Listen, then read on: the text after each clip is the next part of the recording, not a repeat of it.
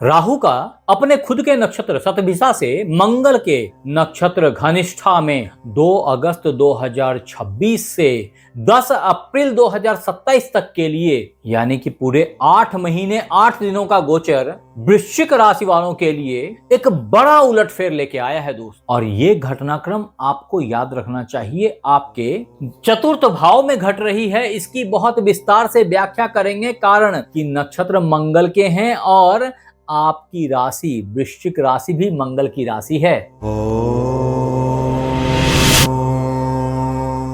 तो नमस्कार मित्रों, मैं आचार्य देवेश कुमार ठाकुर आपको आपके अपने चैनल एस्ट्रोलॉजी स्टार्ट्स में फिर से एक बार स्वागत करता हूं। दोस्त, आज हम बात करने वाले हैं राहु नक्षत्र परिवर्तन 2026 वृश्चिक राशि के बारे में, जिसमें हम प्राइम हाईलाइट करेंगे 4 मुद्दों की। और पहला मुद्दा है कि राहुदेव का नेचर क्या है, बिहेवियर क्या है। दूसरा मुद्दा है कि राहुदेव आपके जिस भाव में बैठे हैं वो तो आपने समझ लिया, ये चतुर्थ भाव है। और इस भाव से संबंधित इंपैक्ट क्या होंगे वृश्चिक राशि वालों के लिए, क्योंकि याद रखें यहां बैठे हुए राहुदेव की जो 3 दृष्टियां हैं वो किन खास चीजों पे पड़ रही हैं, जिसमें अभी स्पेशल इफेक्ट दिखाई पड़ने वाला है आपको। तदोपरांत जो तीसरा इंपॉर्टेंट मुद्दा है हमारे पास राहु के घनिष्ठा नक्षत्र में गमन से, वो तीसरा मुद्दा है घनिष्ठा नक्षत्र का स्वभाव और इसका नैसर्गिक गुण, संग ही इसके इष्ट देव और उनकी विलक्षणताएं। तदोपरांत जो हमारा चौथा इंपॉर्टेंट मुद्दा है वो है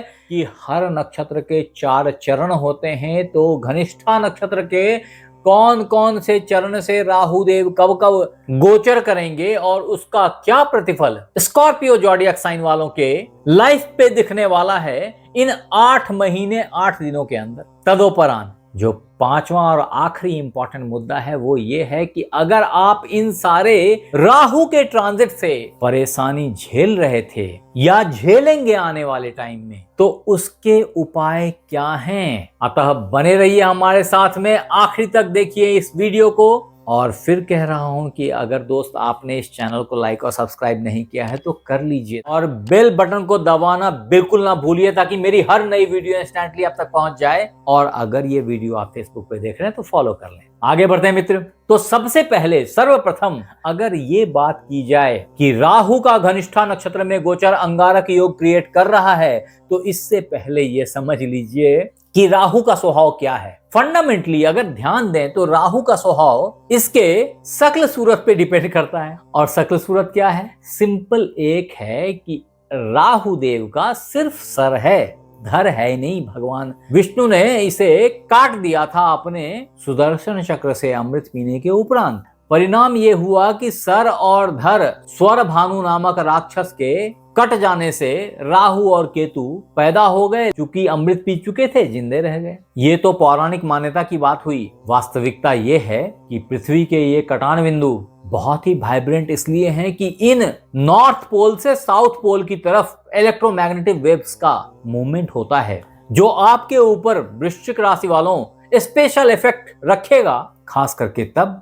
जब आप मंगल के प्रतिनिधित्व में हैं। यहाँ दोस्त ये भी याद रख लें कि यहाँ बैठे हुए राहुदेव जो कि आपके चतुर्थ भाव में विराजमान हैं, आपके हृदय को छल प्रपंच से भर रखे हैं। अभी घर में भी पॉलिटिक्स की सिचुएशन बन रही है, माता के साथ भी आपकी स्मार्ट कम्युनिकेशन आपको एक अच्छा पॉलिटिशियन बनाए रखे हुए है। यहाँ ये भी ध्यान देने वाली बात है दोस्त कि राहु का नक्षत्र परिवर्तन आपके चतुर्थ भाव में हो रहा है, और यहाँ बैठे राहुदेव के पास में 3 प्रमुख दृष्टियां होती हैं, जिसमें प्रथम दृष्टि जो आपके व्यय भाव पे पड़ती है, आपके स्वास्थ्य पे पड़ती है, आपके बीमारियों के ऊपर और निंद्रा के ऊपर पड़ती है, आपको नींद की प्रॉब्लम्स क्रिएट करती हैं। तत्पश्चात ये राहुदेव पूर्ण सप्तम दृष्टि से आपके कर्म भाव को देखते हैं, और जॉब के मामले में भी अस्थिरता दिखाई पड़ती है, परिवर्तन दिखाई पड़ता है, या बॉस के द्वारा किया जा रहा पॉलिटिक्स भी दिखाई पड़ता है। तदोपरांत यहाँ बैठे राहुदेव की पूर्ण नवम दृष्टि आपके अष्टम भाव पे पड़ती है। ये एक बात को बहुत साफ साफ बता रही है कि आपके हृदय में बाहर जाने की बड़ी लालसा जागृत है। वीजा पासपोर्ट दिमाग में घूम रहा है, और बीमारियां जो आपका साथ नहीं छोड़ रही, टेंशन जो आपको तंग किए हुए है, पैटर्नल प्रॉपर्टीज, विरासत जो आपके दिमाग को खींच रखे हुए है, वहीं दूसरी तरफ डेटा साइंस और ऑकल्ट साइंस, ये सब आपके दिमाग पे कहीं ना कहीं छा रखा हुआ है। ये वास्तव में राहु की तीनों दृष्टियों के कारण हो रहा है। और अब समझिए कि इस समय में अगर धनिष्ठा नक्षत्र एक्टिवेट हो जाए, जो कि वास्तव में हो रहा है, और याद रखिए कि यह मंगल का नक्षत्र है, परिणाम ये होगा कि राहु की एनर्जी बहुत अधिक विस्फोटक हो जाएगी, एम्प्लीफाई हो जाएगी वो ऊर्जा। और अगर आप संभाल पाए तो आप सुख से झूम उठेंगे। धन, आनंद, परिवार, ये सब बहुत अलग होंगे आपके जिंदगी में। यहाँ दोस्त ये समझना भी जरूरी है कि धनिष्ठा नक्षत्र का मूल स्वरूप क्या है, इनका स्वभाव क्या है, इसके इष्ट देव कौन हैं, इसका चिन्ह क्या है। अगर गौर से देखेंगे तो आपको पता चलेगा कि धनिष्ठा धन से बने अक्षर से जुड़ा हुआ है। अति धनी, धनाढ्य, ये शब्द धनिष्ठा के लिए इस्तेमाल करना कोई गलत नहीं होगा। कहने का मतलब है कि धनिष्ठा धन के प्रदाता हैं और ऊर्जा के प्रदाता हैं, क्योंकि मंगल का नक्षत्र है। और ऐसे में जो धनिष्ठा के इष्ट देव हैं वो हैं अष्टवसु। इनका जो साइन है, जो चिन्ह है, वो डमरू है, जो भगवान शिव का अति प्रिय वाद्य यंत्र है, जिसको लेके वो तांडव किया करते हैं। यहाँ दोस्त ये भी समझना जरूरी है कि धनिष्ठा के कुल 4 चरण हैं, यानी इस नक्षत्र के 4 टुकड़े या 4 पद बोले जा सकते हैं। धनिष्ठा नक्षत्र के 4 पदों को अगर गौर से समझेंगे तो ये समझिए कि 2 पद जो कि कुंभ राशि में है और 2 पद जो कि मकर राशि में है। अब ये समझिए कि जो 2 पद कुंभ राशि में है वो यहाँ ऐसे है, यानी कि चतुर्थ पद पहले, फिर तृतीय, फिर द्वितीय, फिर प्रथम, क्योंकि ये राहु देव ऐसे चलते हैं। ये राहु और केतु सदैव वक्री चलते हैं, बाकी के सारे ग्रह ऐसे चलते हैं और राहु और केतु उल्टे चलते हैं, क्योंकि ये छाया ग्रह है। अब जब ये धनिष्ठा में प्रवेश करेंगे तो इसके आखिरी चरण से एंट्री करेंगे और ग्रेजुअली प्रथम चरण तक जाएंगे। अब यहाँ ये समझ लीजिए कि जब राहु देव धनिष्ठा नक्षत्र के चतुर्थ चरण में प्रवेश करेंगे, समझिए यहाँ अगर आ गए और यहाँ के बाद इधर ये चौथा चरण होगा, तो इस चतुर्थ चरण में आते ही ये मंगल का प्रभाव अत्यधिक होता है। यहाँ चतुर्थ चरण में ऐसे में ऊर्जा मंगल की अत्यधिक होती है और राहु की ऊर्जा मंगल के साथ मिलकर के विस्फोटक अंगारक योग का निर्माण करती है। ऐसे में आपको आपके हृदय को बचा के रखने की जरूरत होगी। आपने हर्षातिरेक में डूब जाने से बचने की जरूरत है। आपने सुना होगा ना, कभी अत्यधिक प्रसन्नता से भी आंसू निकल गए तो उससे भी बचना है, और कभी बहुत दुख से आंसू निकल गए उससे भी बचना है। ये एक ऐसा फेज है कि अगर इस एनर्जी को, अगर इस भावनाओं को आपने सही आयाम दे दिया तो आपकी जॉब, आपकी विदेश यात्राएं, आपकी पैटर्नल प्रॉपर्टीज,